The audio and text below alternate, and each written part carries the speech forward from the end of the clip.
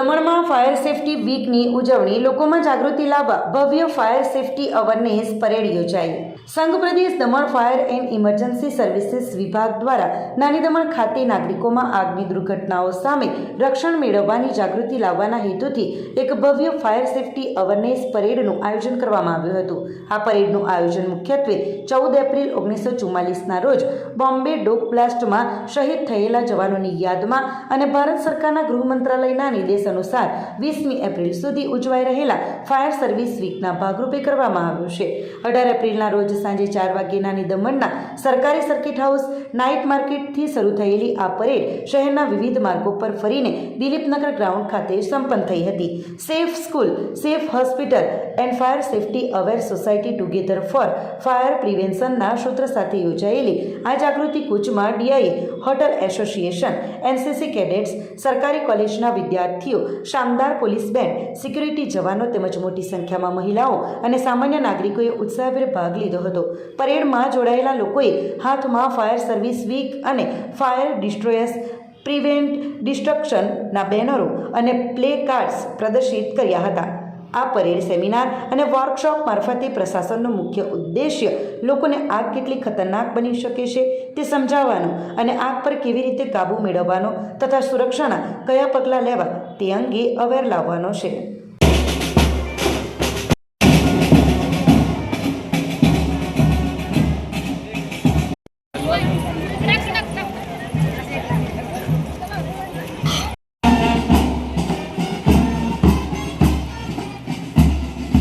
14 अप्रैल 1944 में जो बॉम्बे डॉक्स में ब्लास्ट हुए थे, वो दिन कमेमोरेट किया जाता है जो शहीद हुए थे उनकी याद में। वो दिन के बाद ministry of home, government of India से इंफॉर्मेशन ये किया गया कि पूरा सप्ताह मनाया जाए 20 अप्रैल तक, जिसका सबसे महत्व का हेतु है कि लोगों को फायर से अवेयर किया जाए कि भाई फायर कितनी खतरनाक होती है, कैसे उसको कंट्रोल की जाए, कैसे। तो ये लोगों को अवेयर करने के लिए हर जगह रैली निकाली जाती है, वर्कशॉप किए जाते हैं, प्रोग्राम हॉल में जो स्पीकर आके समझाते हैं, ये सब प्रायोजन किया जाता है। સંઘ પ્રદેશ દમણમાં પારસી પરિવાર દ્વારા સ્થાપિત અંબા માતા મંદિરનો 34મો પાટોત્સવ અને નવચંડી યજ્ઞ ભક્તિભાવપૂર્વક ઉજવાશે। સંઘ પ્રદેશ દમણમાં નાની દમણ ખાતે સાર્વજનિક સ્કૂલ અને નશર વાંજી પેટ્રોલ પંપની બાજુમાં આવેલા શ્રી અંબા માતા મંદિરનો 34મો પ્રાણ પ્રતિષ્ઠા મહોત્સવ અને નવચંડી યજ્ઞ આવતીકાલે અક્ષય તૃતીયાના પવિત્ર દિવસે અત્યંત ધૂમધામથી ઉજવવામાં આવશે। સ્થાનિક લોકો માટે આસ્થાનું કેન્દ્ર ગણાતા આ મંદિરની સ્થાપના 34 વર્ષ પહેલા વર્ષ 1992માં દમણના એક પ્રતિષ્ઠિત પારસી પરિવારના સદગત એરજ દમણિયા દ્વારા અતૂટ શ્રદ્ધાથી કરવામાં આવી હતી, જેનું સંચાલન હાલમાં તેમના પુત્ર અને વર્તમાન ટ્રસ્ટી અસ્પી દમણિયા તથા તેમનો પરિવાર ખૂબ જ શ્રદ્ધાપૂર્વક કરી રહ્યો છે। આ મહોત્સવ અંતર્ગત રવિવાર 19 એપ્રિલના રોજ સવારે 8:30 કલાકે નવચંડી યજ્ઞનો પ્રારંભ થશે। ત્યારબાદ બપોરે 12:30 કલાકે ભાવિક ભક્તો માટે મહાપ્રસાદનું આયોજન કરાયું છે અને બપોરે 3:30 કલાકે યજ્ઞની પૂર્ણાહુતિ થશે। આ પવિત્ર પ્રસંગે મહાઆરતી અને હોમ હવન સહિતના વિવિધ ધાર્મિક કાર્યક્રમોનું ભવ્ય આયોજન કરવામાં આવ્યું છે। મંદિરના ટ્રસ્ટી અસ્પી દમણિયાએ દમણ તેમજ આજુબાજુના વિસ્તારોના તમામ ભાવિક ભક્તોને આ પવિત્ર અવસરે વિશેષ ઉપસ્થિત રહી નવચંડી યજ્ઞમાં ભાગ લેવા, માતાજીના દર્શન કરવા અને મહાપ્રસાદનો લાભ લઈ ધન્યતા અનુભવવા માટે જાહેર અને હાર્દિક આમંત્રણ પાઠવ્યું છે। માતાનું મંદિર મારા પિતાજી માન્ય શ્રી લેટ શ્રી એરજ દમણિયાએ 34 વર્ષ પહેલે 1992માં એની સ્થાપના કરી હતી અને ત્યારથી અમે આખો પરિવાર આ મંદિરને ધ્યાનસરક આપણે દેખભાલ કરીએ છીએ અને હર વર્ષે સવાર સાંજ ડેડિકેટેડ અમારા દિવ્યેશ મહારાજ છે, આરતી કરે છે અને લોકોને માતાજીની સેવા કરે છે। અને તમે જોશો કે પારસી તમારા પિતાજીને અમે પારસી છીએ પણ તો બી અમે આ મંદિર બનાવ્યું હતું અને બહુ શ્રદ્ધા છે માતાજીમાં।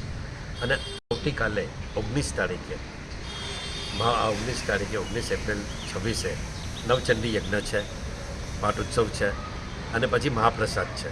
હું મારી દમણની જનતાને અને ખાસ કરીને આજુબાજુ સ્ટેજના બી જે આપણી જનતા છે એને નમ્ર વિનંતી કરું છું કે આવો માતાજીના આશીર્વાદ લેવો, નવચંડી યજ્ઞમાં પાઠ લેવો, દર્શન કરો માતાજીના અને પછી મહાપ્રસાદ ગ્રહણ કરો. અને માતાજીને હું રિક્વેસ્ટ કરું છું, મારું આખો પરિવાર બી છે, મારો દીકરો બી છે જે આ મંદિરને દેખભાલ રાખે છે. અને બહુ બધા સ્કૂલ છે, બધા બચ્ચાઓ હોય અને લોકોની મનોકામના એ દર્શન કરે અને એ લોકોની મનોકામના પૂરી બી થાય છે અને એ પૂરી થાય છે તો એના પુણ્ય બી અમને લાગે છે. પાછું બધાને વિશ કરું છું, રિક્વેસ્ટ કરું છું કે તમે આવો અને નવચંડી યજ્ઞ માતાજીના આશીર્વાદ લો અને મહાપ્રસાદ ગ્રહણ કરો. ધન્યવાદ. વાપીના ઇમરાનનગરમાં ગેસ પાઇપલાઇન લીકેજથી આગ, 5 યુવાનો ગંભીર રીતે દાઝ્યા. વાપીના ઇમરાનનગર વિસ્તારમાંથી એક ગંભીર દુર્ઘટનાના સમાચાર સામે આવ્યા છે, જ્યાં રિલાયન્સ ગેસ પાઇપલાઇનમાં લીકેજ થવાને કારણે મૂળ અસમના અને હાલ વસંતભાઈની ચાલીમાં ભાડે રહેતા 5 યુવાનો ગંભીર રીતે દાઝી ગયા છે. મળતી માહિતી મુજબ આ ઘટના સાંજે 6:30 વાગ્યાની આસપાસ બની હતી, જ્યારે અચાનક પાઇપલાઇનમાંથી ગેસ ગળતર થતાં આગ ભભૂકી ઉઠી હતી અને આસપાસ હાજર આ યુવાનો તેની ચપેટમાં આવી ગયા હતા. આગને પગલે સમગ્ર વિસ્તારમાં અફરાતફરી અને દહેશતનો માહોલ સર્જાયો હતો. સ્થાનિક લોકોએ તાત્કાલિક પોલીસ અને ઇમરજન્સી સેવાઓને જાણ કરતાં પોલીસ કાફલો ઘટના સ્થળે પહોંચી ગયો હતો અને 108 એમ્બ્યુલન્સ મારફતે તમામ ઈજાગ્રસ્તોને તાત્કાલિક નજીકની હોસ્પિટલમાં સારવાર અર્થે ખસેડ્યા હતા, જ્યાં તબીબોના જણાવ્યા અનુસાર અમુક યુવાનોની હાલત અત્યંત ગંભીર છે, જેઓને વલસાડ સિવિલમાં ખસેડવામાં આવ્યા હતા. આ ભયાનક ઘટના બાદ સ્થાનિક રહીશોએ ગેસ પાઇપલાઇનની સુરક્ષા વ્યવસ્થા પર સવાલો ઉઠાવીને જવાબદાર એજન્સીઓ સામે યોગ્ય કાર્યવાહીની માંગ કરી છે. હાલમાં પોલીસ તપાસમાં લાગી ગયું છે અને પ્રશાસન દ્વારા ગેસ લીકેજ કયા કારણોસર થયું તે જાણવા માટે સંબંધિત વિભાગને તપાસના આદેશ આપી દીધા છે. પરંતુ આ દુર્ઘટનાએ ફરી એકવાર શહેરમાં ગેસ પાઇપલાઇનની સુરક્ષા વ્યવસ્થા સામે મોટો પ્રશ્નાર્થ ઊભો કરી દીધો છે. માયના શરણે પત્નીઓ, પતિઓનો આક્રોશ, તિથલમાં બ્રેન વોશના આક્ષેપ સાથે પરિવારોનો હલ્લાબોલ, ઇન્દિરા માયનો બચાવ. વાસણના પ્રખ્યાત પર્યટન સ્થળ તિથલ ખાતે આવેલી બોમ્બે ગ્રીન હોટલમાં ચાલી રહેલી એક મહિલા આધ્યાત્મિક શિબિરમાં ભારે ડ્રામા સર્જાયો હતો. પોતાને સદગુરુ સ્વયં મહાજ્ઞાની ગણાવતા ઇન્દિરા માઈ દ્વારા આયોજિત આ શિબિરમાં ભાગ લેવા ગયેલી મહિલાઓના પતિઓ અને પરિવારજનોએ હોટલ પર પહોંચીને ભારે હોબાળો મચાવ્યો હતો. પરિવારજનોનો સીધો અને ગંભીર આક્ષેપ છે કે ધર્મ અને સત્સંગના નામે મહિલાઓનું બ્રેન વોશ કરવામાં આવી રહ્યું છે, જેના કારણે હસતા રમતા પરિવારોમાં ભંગાણ પડી રહ્યું છે. પરિસ્થિતિ એટલી હદે વણસી ગઈ હતી કે હોટલ પરિસરમાં અફરાતફરીનો માહોલ સર્જાયો હતો. લોકો વચ્ચે ઘર્ષણ જોવા મળ્યું હતું અને આખરે પોલીસને મધ્યસ્થી કરવા દોડી આવવું પડ્યું હતું.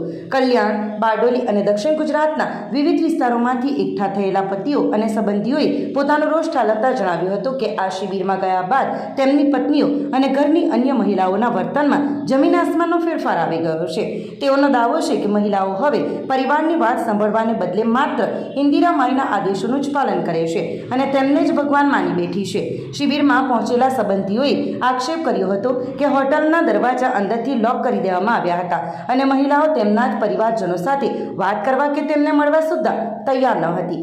પતિઓના મતે આ કોઈ આધ્યાત્મિક શિબિર નથી, પરંતુ મહિલાઓને ઘર બહાર છોડવા અને પરિવારથી વિમુખ કરવા માટેનો એક ખેલ છે. તેમના ઘરો તૂટી રહ્યા છે અને પારિવારિક સુખ શાંતિ છીનવાઈ ગઈ છે, જેથી તેમણે આ કાર્યક્રમનો સંપૂર્ણ બહિષ્કાર કરી તેને તુરંત બંધ કરાવવાની માંગ કરી હતી. આ જે માયનો જે સત્સંગ ને આ વગેરે થાય છે એ એક રીતે જોવા જાવ તો કુટુંબ, પરિવાર અને સમાજને તોડવાનું કામ થઈ રહ્યું છે. એટલે પર્સનલી ઘર ઉપર એક જાતનો પ્રહાર જ થઈ રહ્યો છે. ઘરમાં તમે એમ કહો તો પૂરતી સુખ શાંતિ સમજો ચાલી જાય છે. આ માય એવી રીતના બધું ઓલું કરે છે કે એમનો ઘરવાળા કોઈ બી લેડીઝ હોય એનો માઇન્ડ પૂરું બ્રેન વોશ કરી નાખે છે. એટલે આવા સત્સંગ અને એક પ્રકારના આમ જોવા જાવ તો આ ગલત જ થઈ રહ્યું છે સામાજિક રીતે, અને સમાજમાં પણ આનાથી એક નુકસાન જ થાય છે. પ્રત્યેક આવા ઘણા બધા ઘર છે જે માયના આ સત્સંગમાં બીજું તો કાંઈ છે જ નહીં. કયું આધ્યાત્મિક છે, કયું છે, અને પોતે પોતાને ભગવાન માને છે. એ ભગવાન કયા હિસાબે ભગવાન તમે બની જાઓ છો? કોઈ મનુષ્ય ભગવાન નથી હોતો. એટલે સદંતર આનો વિરોધ થવો જોઈએ સમાજ લેવલે, અને સમાજથી ઉપર મોટી સમાજ લેવલે પણ આવા કાર્યક્રમ સતત બંધ થવા જોઈએ. તેનાથી કોઈના પણ નાના મોટા પરિવાર તૂટે નહીં. આમાં શું છે, પરિવાર તૂટે છે અને ઘરમાં જે સુખ શાંતિ હોય એ બધી જાય છે. એટલે આ માયના ટોટલ પ્રોગ્રામનો બહિષ્કાર થવો જોઈએ એવું મારું માનવું છે. આમ માયનો થઈ રહ્યો છે કોઈ સામાજિક લેવલે નથી થતો. પોતાના હિસાબે પોતાને ભગવાન માની અને પોતાના હિસાબે આ સમજો ને એક યંગ જનરેશનની લેડીઝો છે એને આકર્ષે છે અને ખોટી રીતે આનો દુરુપયોગ થઈ રહ્યો છે અમારી સમાજમાં, કચ્છ કરવા પડીદાર સમાજમાં. હિસાબે 50 મહિલાઓ હોવી જોઈએ. આને લઈને અમારી સમાજ અહીંયા ગુજરાત સમાજમાં, ગુજરાતના પણ સમાજ છે અહીંયા દક્ષિણ ગુજરાતમાં, એ લોકો કોશિશ કરે છે અને ફરિયાદ પણ અમે અમારાથી બનશે તો કરશું. અને બાકી આ મારો પર્સનલ મને તકલીફ છે. આવા પ્રોગ્રામો આજે થતા હોય અને આનામાં જે ઘર તૂટતા હોય તો એ પ્રોગ્રામનો કોઈ મતલબ નથી અને આવા કોઈ સદગુરુ હોય જ નહીં. આજરોજ અમે અત્યારે અહીંયા ઇન્દિરામાઈનો જે પ્રોગ્રામ ચાલે છે તો અમે એને અમારી જે દીકરીઓ કે બહેનો કે જે છે એને લેવા માટે આવ્યા છે. તો એ લોકો અમારી કોઈ વાત સાંભળતા નથી, અમારી સાથે મિટિંગ નથી કરતા અને અત્યારે એ લોકો જે આ ગેટ છે ગેટને લોક મારીને બેઠા છે. છેલ્લા 1 કલાકથી કે 5 મિનિટમાં આવી છે પણ આવતા નથી. અત્યારે જેટલા પણ એના બધાના પિયરથી માવતરો આવ્યા છે આ કોઈની સાથે વાત કરવા તૈયાર નથી. હવે શું છે અહીંયા તો મને ખબર છે કે મેં 2 વર્ષ શિબિર એટેન્ડ કરી છે. તો હવે અત્યારનું પોઝિશન પહેલાં એવું હતું કે ઘરેથી રજા મળે તો આવવાનું. હવે રજા જેવી સિસ્ટમ નથી. આ બધી દીકરીઓ કે વહુઓ છે એ કોઈને પૂછતી જ નથી. એને મજા આવે ત્યારે આવે ને મજા આવે ત્યારે જતી રહે. પૂછવાનું જરૂર નથી સમજતી. પછી 50 પાર્ટી આમ ટોટલ અંદાજે 70-75 આંકડો છે. અમુક તો 25 જેન્ટ્સ હશે. લોકો સાથે ઘણી વખત મિટિંગ કરવા માટે અહીંયા મુંબઈ એ લોકો સાથે ફોનમાં પણ કનેક્ટ થઈ છે પણ મિટિંગ કરવા જ તૈયાર નથી. બીજી તરફ આ સમગ્ર વિવાદના કેન્દ્રમાં રહેલા ઇન્દિરા માઈએ પોતાના પર લાગેલા તમામ આક્ષેપોને સદંતર ફગાવી દીધા હતા. મીડિયા સમક્ષ પોતાનો પક્ષ રજૂ કરતા તેમણે સ્પષ્ટ કર્યું હતું કે તેઓ છેલ્લા 21 વર્ષથી સત્સંગ ચલાવે છે અને 5 વર્ષથી આ પ્રકારની શિબિરોનું આયોજન કરે છે, જેનો મુખ્ય ઉદ્દેશ્ય નિસ્વાર્થ ભાવે મહિલાઓને આત્મદર્શન, શારીરિક અને માનસિક શાંતિ તેમજ વ્યવહારિક સમજણ આપવાનો છે. તેમણે દાવો કર્યો હતો કે આ 5 દિવસીય શિબિર સંપૂર્ણપણે વિનામૂલ્યે છે અને તેઓ કોઈની પણ પાસેથી એક પણ રૂપિયો લેતા નથી. બ્રેન વોશના આરોપોને પાયાવિહોણો ગણાવતા ઇન્દિરા માઈએ જણાવ્યું હતું કે બહાર વિરોધ કરી રહેલા લોકો તેમના જ સમાજના વડીલો અને ભાઈઓ છે, છતાં તેમણે કારણ જાણ્યા વિના જ સીધો વિરોધ શરૂ કરી દીધો હતો. તેમણે શિબિરમાં હાજર મહિલાઓને પણ સ્પષ્ટ છૂટ આપી હતી કે જેમને પોતાના ઘરે જવું હોય તેઓ જઈ શકે છે. માયના મતે પરિવારજનોએ તેમની પાસે આવીને સંવાદ કરવાને બદલે સીધો જ હોબાળો મચાવીને ખોટી ગેરસમજ ઊભી કરી છે. આ ઘટના એવી રીતે છે કે શિબિર હતી અને શિબિર આપણને સમાજ દ્વારા જ બંધ જ કરવાનું. આપણે શું કરતા હતા એની સાથે સહયોગ કરતા હતા. પણ સહયોગ કઈ રીતે કરવો પડે? અહીંયા જેટલા સાધકો આવ્યા હોય એ બધાના શું લીધા હોય? મની. તો આ જે મની લઈએ છીએ કાંઈ કરીએ છીએ પણ હું નિસ્વાર્થ નિષ્કામ સેવા કરું છું. કોઈ રૂપિયા લેતી નથી, 1 પણ રૂપિયો નહીં. નિસ્વાર્થ ભાવે શું કરું છું? તો મને એ હોય કે સમાજ અહીંયા આવે અને સમાજે આ બંધ કરાવ્યું છે તો મારું કોઈ એમાં કાર્ય નથી. બસ આટલું જ મારે શું હતું પહેલા. અને બીજું, આ સત્સંગ હું 21 વર્ષથી કરું છું, જીવન દર્શનથી આત્મદર્શન, અને શિબિર હું 5 વર્ષથી લઉં છું, સ્વકલ્યાણથી જગત કલ્યાણ એડવાન્સ માહેશ્વરી પ્રશિક્ષણ શિબિર. અને આ બધું જ આપણું આત્માનો અનુભવ માટેનું છે. શારીરિક, માનસિક, આર્થિક, પારિવારિક, સામાજિક અને આધ્યાત્મિકની સમજ આત્માના અનુભવ દ્વારા પ્રેક્ટિકલ વાસ્તવિક દર્શન થાય છે, અનુભવ થાય છે. એ લોકો એ વિરોધ કરે છે, હું એકે વિરોધ કરતી નથી. કઈ રીતે ખબર? એ લોકોએ મારા ફોટાઓ આ તે બધું જ બહુ વાયરલ કર્યું છે પણ મેં કોઈ દિવસ, આજે બી હું કોઈને બોલાવી શકતી હતી પણ મેં બોલાવી નથી. શું કામ? કે આ સમાજ મારો વડીલ છે. શું છે? અને એ સમાજની હું પેલા દીકરી છું, લક્ષ્મીનારાયણ સમાજની છું, દીકરી છું. આવતા જ નથી મને, એટલે તો મને આ રીતે કરવું પડ્યું છે કે એ લોકો મને આ જે વિરોધ છે એનું શું આપે, આન્સર આપે. મને જ નથી ખબર કે શું કામ વિરોધ કરી રહ્યા છે.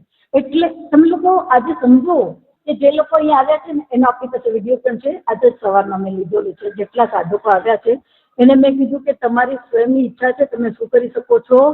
જઈ શકો છો. શું કીધું છે? આ વિડીયો જોઈએ તો મારી પાસે વિડીયો પણ છે. એ લોકોને મેં પૂછ્યું બધાને કે તમને જવું હોય તો તમારી બધાની સ્વ ઈચ્છા છે ક્યાં જાઓ, મારો કોઈ વિરોધ જ નતો. મેં કીધું જેને જવું છે શું કરો બધા જાઓ.